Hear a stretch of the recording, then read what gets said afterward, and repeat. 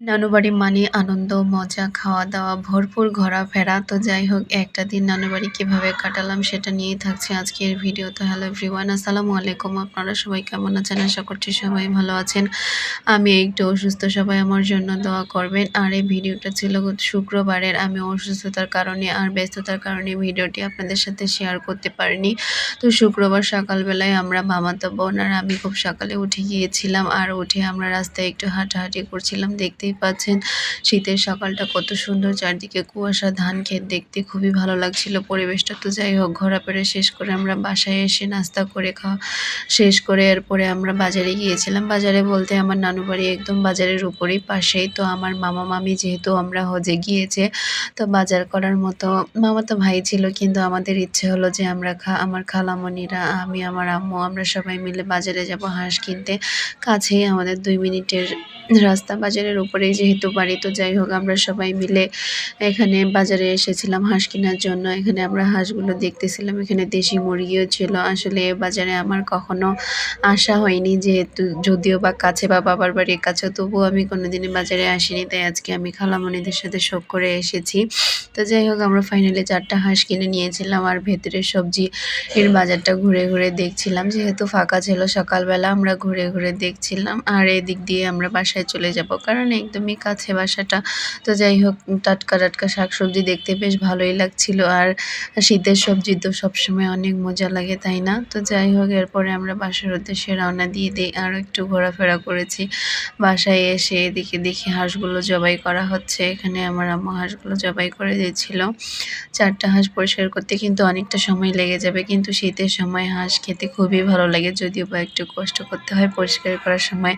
তো সেটা কোনো ব্যাপার না, সবাই মিলে এখানে কাজ করছিল আর আমি ভিডিও করতেছিলাম। আর এই হাঁসগুলো বাছাবাছি হয়ে গেলে এরপর হাঁসগুলো বাইরে এসে আমরা পুড়িয়ে নিচ্ছিলাম। যদিও বা বাইরে আমাদের পিকনিকটা খাওয়ার কথা ছিল, কিন্তু কোনো কারণে হয়নি, বাসায় রান্না করতে হয়েছে। তো যাই হোক এরপরে আমি রান্নাঘরে আসি, আমার খালামণি দিয়ে গরুর মাংস রান্না করতেছে। গরুর মাংস আলু দিয়ে রান্না করবে। আলু দিয়ে তো গরুর মাংস আমরা খুবই পছন্দ করি। আর এদিকে ডিম সেদ্ধ করা হচ্ছিল, সবার জন্য একটা করে ডিম থাকবে। আর এদিকে আলু রান্নাটা বসিয়ে দিয়েছে। গরুর মাংস দিয়ে আলু খেতে কিন্তু আমার খুবই ভালো লাগে, আমরা সবাই অনেক পছন্দ করি।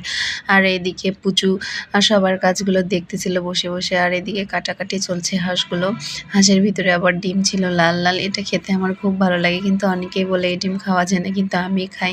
তো যাই হোক এরপরে ডিমগুলো সিদ্ধ হয়ে গেলে আমার খালামণি আর আমি ডিমগুলো পরিষ্কার করে নিচ্ছিলাম।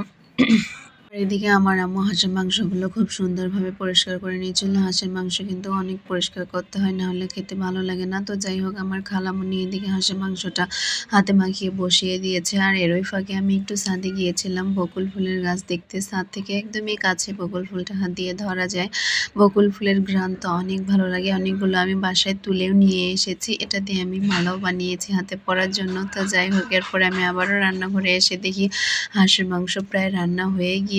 দেখতেই পাচ্ছেন কালারটা কতটা সুন্দর হয়েছে। আর এদিকে পুচু বসে বসে রোদ পোহাচ্ছিল। তো যাই হোক ফাইনালি হাঁসের মাংসটা হয়ে গেছে, দেখতেই পাচ্ছেন কালারটা কতটা সুন্দর হয়েছে। শীতের সময় হাঁসের মাংস, পোলাও, পিঠা খেতে খুবই মজা লাগে। আর অফ ক্যামেরা আমার খালামণি পোলাও রান্না করে নিয়েছিল, সেটা আমি ভিডিও করতে পারিনি। তো যাই হোক এরপর আমরা সবাই মিলে খেতে বসে গিয়েছি। পোলাও নিয়েছি, হাঁসের মাংস নিয়েছি, গরুর মাংস দিয়ে আলু, ডিম সব কিছু নিয়েছি। খাওয়া দাওয়া শেষ করে আমরা সবাই মিলে আবারও রেডি হয়ে গিয়েছি। মামাতো বোন, মামাতো ভাই, আমার মেয়ে সবাই মিলে আমরা রামসাগরে চলে যাব। আমাদের মামার বাসা থেকে একদমই কাছে রামসাগর, তো সেখানে আমরা সবাই মিলে চলে যাচ্ছিলাম, দেখতেই পাচ্ছেন। আর সুন্দর প্রকৃতি ছিল, দুই ধারে কি সুন্দর সবুজ ধান ক্ষেত, দেখতে খুবই ভালো লাগছিল। গ্রামের পরিবেশ খুবই সুন্দর লাগে আমার কাছে। সবুজের সমারোহ দেখতে দেখতে আমরা রামসাগরে চলে যাচ্ছিলাম।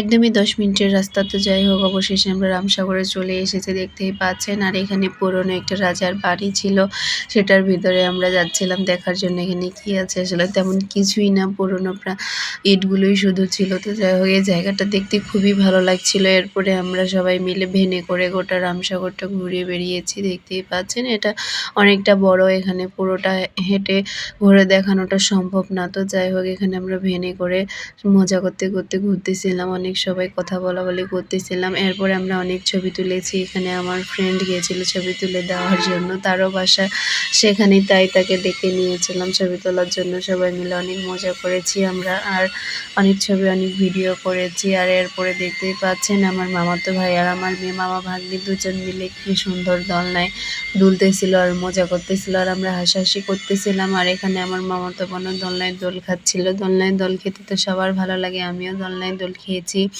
তো যাই হোক, এরপর ঘোরাফেরা শেষ করে আমরা বাসার উদ্দেশ্যে রওনা দিয়ে দিব। আজকের ভিডিওটি আপনাদের কাছে কেমন লাগলো অবশ্যই কমেন্টে জানাবেন, আর সবাই সবার পাশে থাকার চেষ্টা করবেন। সে পর্যন্ত সবাই ভালো থাকবেন, সুস্থ থাকবেন। আল্লাহ হাফেজ।